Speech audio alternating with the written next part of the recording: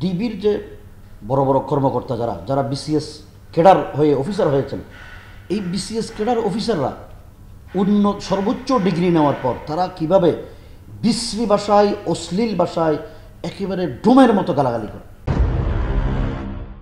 এমনি ব্যক্তি জীবনে আপনার প্রথম জেল খাটলেন কবে? একাধিকবার গ্রেফতার হয়েছে, কিন্তু জেলে যাওয়ার সুযোগ হয়নি।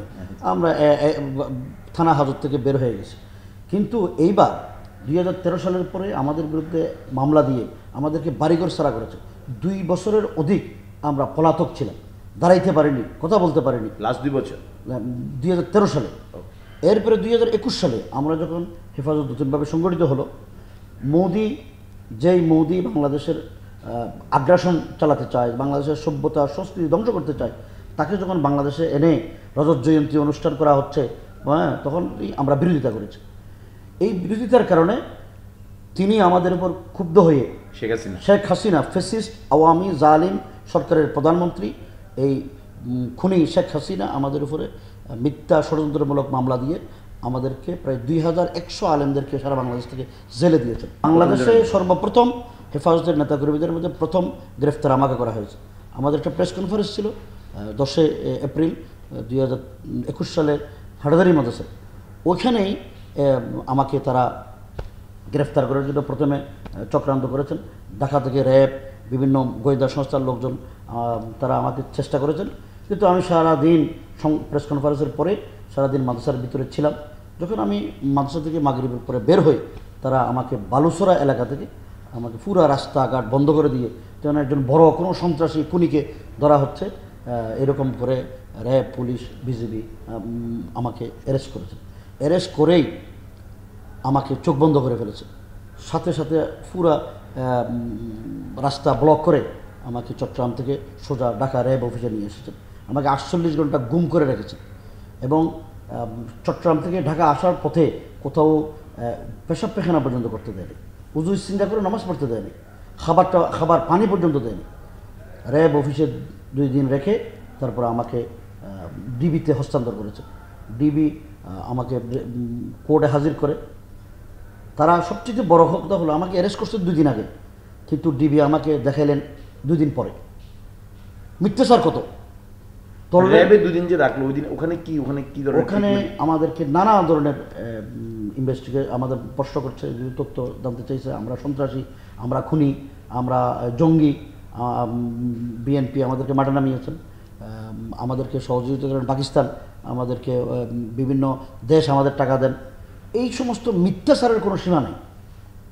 এই মিথ্যা কোনো ফিজিক্যাল টর্চার করেছিল র্যাব তখন আমাকে এরকম কোনো করেনি, কিন্তু ডিবি অফিসে আমাকে যখন কোর্টে হাজির করে আমার প্রথম 7 দিন রিমান্ড মঞ্জুর করে, দ্বিতীয়বারে আমাকে 51 দিন রিমান্ড দিয়েছে।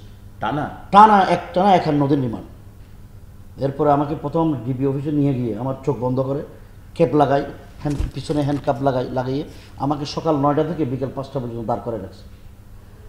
সবচেয়ে বড় আমার আশ্চর্য লেগেছে, বাংলাদেশে ডিবির যে বড় বড় কর্মকর্তা যারা যারা বিসিএস ক্যাডার হয়ে অফিসার হয়েছেন, এই বিসিএস ক্যাডার অফিসাররা সর্বোচ্চ ডিগ্রি নেওয়ার পর তারা কিভাবে বিশ্রী ভাষায়, অশ্লীল ভাষায় একেবারে ডোমের মতো গালাগালি করে, এই জিনিসটা আমাকে সবচেয়ে বড় আহত করে। তাহলে আমাদের সন্তানরা বিশ্ববিদ্যালয়ের সর্বোচ্চ ডিগ্রি নিয়ে রাষ্ট্রের জনগণের ট্যাক্সের পয়সার বেতন খেয়ে রাষ্ট্রের নাগরিকদের এইভাবে বিশ্রী ভাষা গালাগালি করতে পারে, তাহলে তারা কী শিখলো?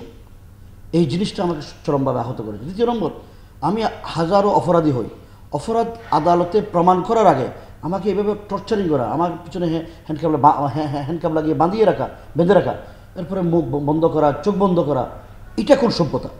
রিমান্ডের তো সুনির্দিষ্ট আইন আছে। আইনকে অমান্য করে যারা অত্যাচার করেছেন তাদের তো বিচার হওয়া দরকার।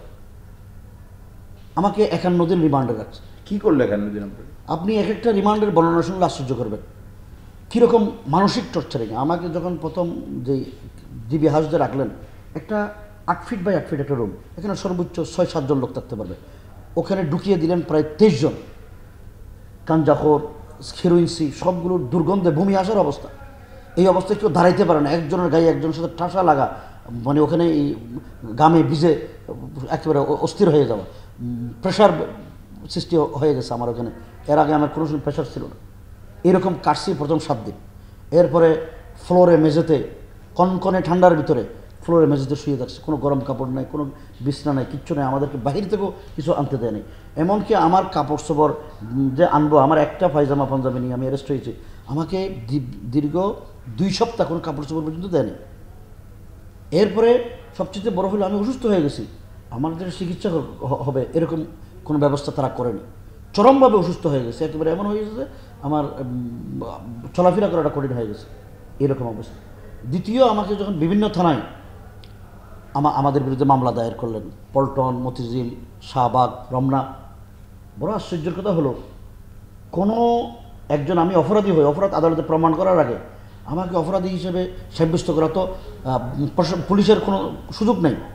কিন্তু এরপরও আমাদেরকে কারোর সাথে কথা বলতে না দেওয়া, আমরা জঙ্গি, সন্ত্রাসী, সন্ত্রাস দমন আইনে মামলা।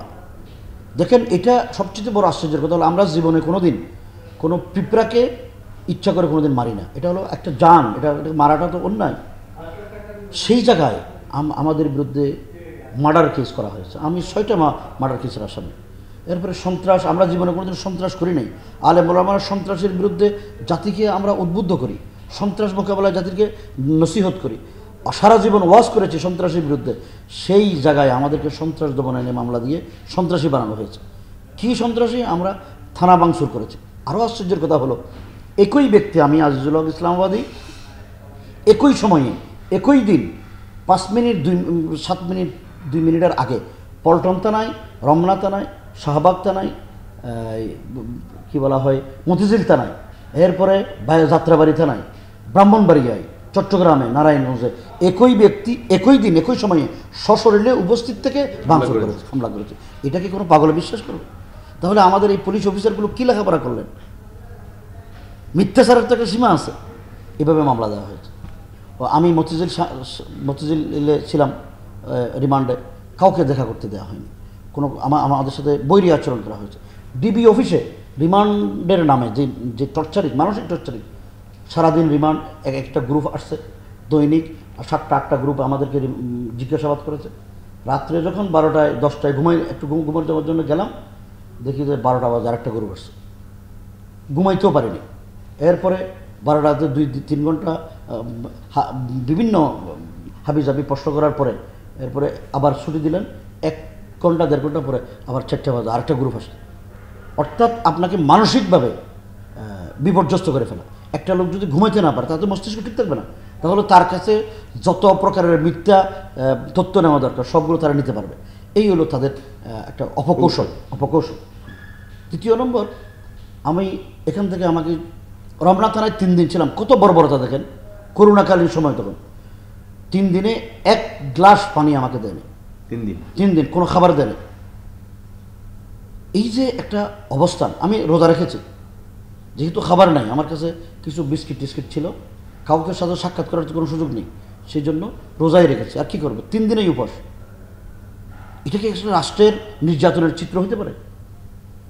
চট্টগ্রামে নিয়ে গেলেন আমাকে, হাটাজারি থানার মামলা দিয়ে আমার বিরুদ্ধে 13টা মামলা দেওয়া হয়েছে, হত্যা মামলা সহ।